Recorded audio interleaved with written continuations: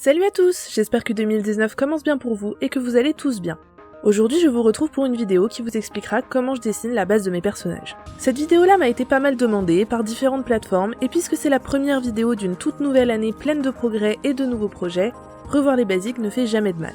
Alors je vais commencer par un petit disclaimer pour ceux qui me diront que mes dessins ne sont pas parfaits et que ma méthode n'est pas juste. Mes conseils ne constituent effectivement pas une liste exhaustive de tout ce qu'il faut savoir, j'ai moi-même encore des progrès à faire. Et c'est pour ça qu'il ne faut pas hésiter à donner vos conseils en commentaire, ils peuvent servir à d'autres. D'autre part, aujourd'hui je vous donne une méthode qui m'est personnelle, chaque artiste a un peu la sienne. Ne vous sentez absolument pas contraint par ce que je vous dis si vous n'arrivez pas à l'appliquer et nourrissez-vous aussi d'autres vidéos sur le sujet. Sur ce, maintenant que tout est clair, allons-y.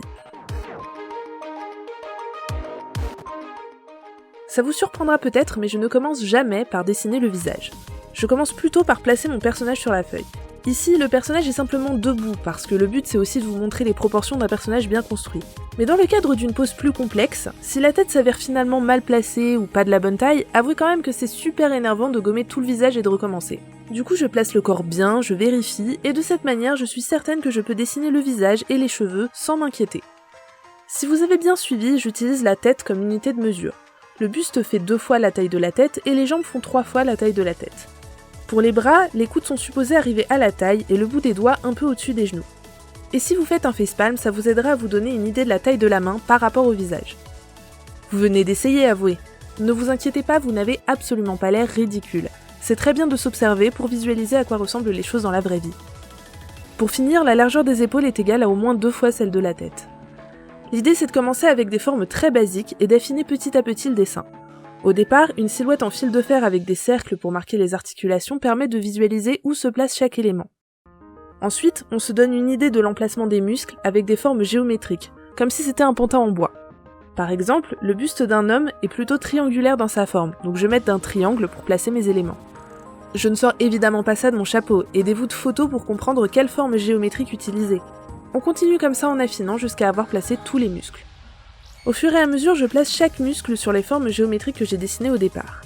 Grâce à cette base de construction, c'est beaucoup plus facile. À la fin, on n'a plus qu'à dessiner les contours et ça y est, on a la base sur laquelle on va placer le visage, les cheveux et les vêtements. N'hésitez pas de temps en temps à retourner votre feuille de haut en bas ou de gauche à droite ou même à la placer devant un miroir si vous travaillez au crayon. Ça vous aidera à voir vos erreurs pour mieux les corriger. De même, si vous travaillez sur du papier et que vous débutez vraiment, n'hésitez pas à utiliser une nouvelle feuille à chaque étape en décalquant plus ou moins la précédente.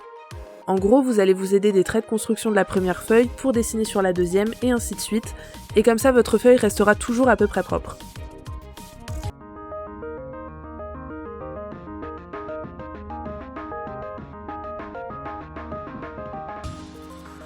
Je ne vous apprendrai rien en vous disant que le corps d'une femme n'a pas la même forme que celui d'un homme. Mais là je vais vous expliquer les différences majeures plus clairement. Cette liste est évidemment non exhaustive, mais ça vous aidera à définir ce qui peut visuellement faire une différence. Premier point, le visage d'un homme est souvent plus anguleux que celui d'une femme et sa mâchoire est plus large. Si comme moi vous aimez les lignes courbes, cet exercice vous sera sûrement difficile, mais il faut vraiment plus de lignes droites et d'angles pour dessiner un visage masculin, quitte à exagérer un petit peu dans un premier temps. Deuxième point, la forme du buste n'est pas la même. Comme je vous le disais précédemment, un buste d'homme a globalement une forme triangulaire. Celui d'une femme, en revanche, a plus la forme d'un sablier.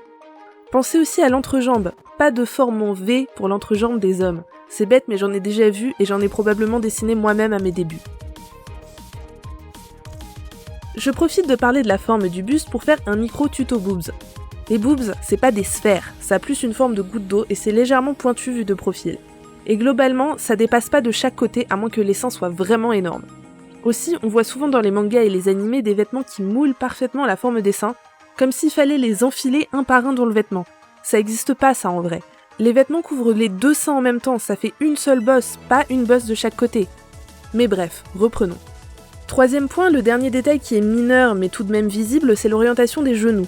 Les genoux d'un homme sont plutôt tournés vers l'extérieur et ceux d'une femme vers l'intérieur. Dans les mangas, c'est amplifié, on voit souvent des personnages féminins avec les pieds franchement tournés vers l'intérieur. Ça vient de là. Vous n'êtes pas obligé d'accentuer le trait à ce point, mais pensez-y, ça aide quand on pense à la perspective des muscles des jambes.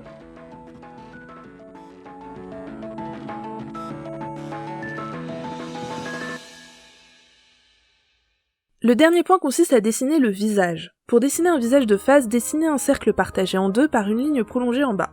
De chaque côté de ce cercle, vous allez pouvoir dessiner les côtés du visage jusqu'au menton placé sur la ligne centrale. N'hésitez pas à dessiner une ligne de repère pour être sûr que les angles de la mâchoire sont bien symétriques. Là, vous pouvez prendre le temps de vous amuser avec la proportion de chacune de ces lignes pour dessiner des visages plus variés. Ça évitera au moins un petit peu le same face syndrome. Non, ne me remerciez pas, c'est naturel.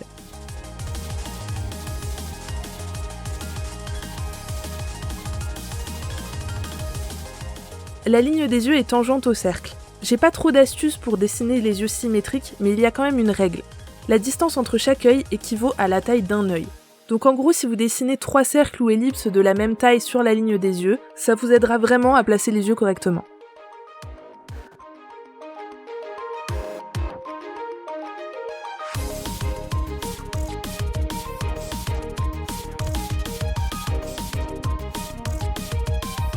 La ligne du nez est à mi-chemin entre le bas des yeux et le menton, et enfin la bouche est environ à mi-chemin entre le bas du nez et le menton.